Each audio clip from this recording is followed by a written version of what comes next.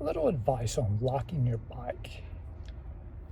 It depends on the value of the bike. I mean, a cable lock can be snipped just like that with some bolt covers. And a homeless person that finds a bike and wish they had it will go into a store and steal some bolt cutters so the next time they see one, they've got your bike. Chain lock is going to be a little harder, a foldy lock harder, and a D-lock even harder, real hard. Many of them at the real high end ones.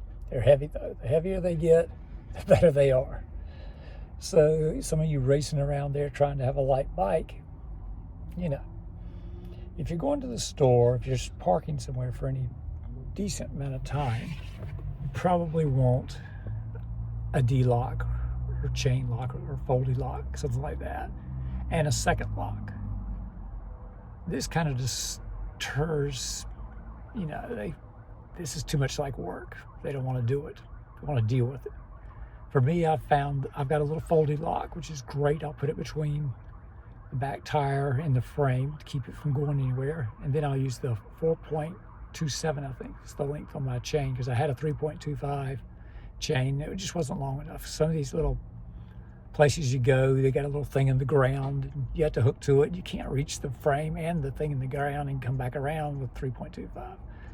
So 4.27 lock, chain lock has a little combination. It's not the highest end thing in the world, but it's tough enough to throw them off and go, jeez. What if you get somewhere and you've forgotten your lock? Like you have more than one bike and you put them on. You should have locks for each bike, but yeah, I know what the deal is. You got several bikes, you just take the lock and put it on. You get somewhere and you just want to go to the bathroom real fast, get some coffee, get your helmet and you put the strap on one of the wheels and click it and wedge it up in between the tire and the body or frame and hook it. At least it'll slow them up. They'll grab it and they'll gear your gears down all the way to the very bottom where they start pedaling. It's like, or all the way to the hardest gear where they get ready to pedal away and they're like, those little tricks will help. Or a zip strip, you got something in your pocket, a knife to cut the zip strip with yourself, and that can slow them up. When you get to if you have stuck with the post in the ground, make sure the post is secure in the ground. Someone hasn't taken the bolt off and slid it down there, and all they got to do is lift the post, take your bike, and deal with it later. People with pickup trucks can lift over a post, technically. I mean, it's a lot of work. Depends on where you are. You're in New York City, someone's going to steal your bike and the cops aren't going to be able to do much for you.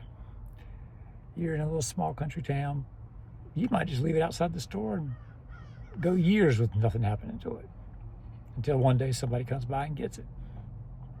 I had a bike when I was a kid, left it on the front porch. A couple years later, it was gone. Someone took it out in the country, nowhere, but it was there. And someone finally got around to taking it. So it can happen. And no bike's secure. I mean, you spend $10,000 on a bike, you ride it with your friends, okay? And they can watch the bike.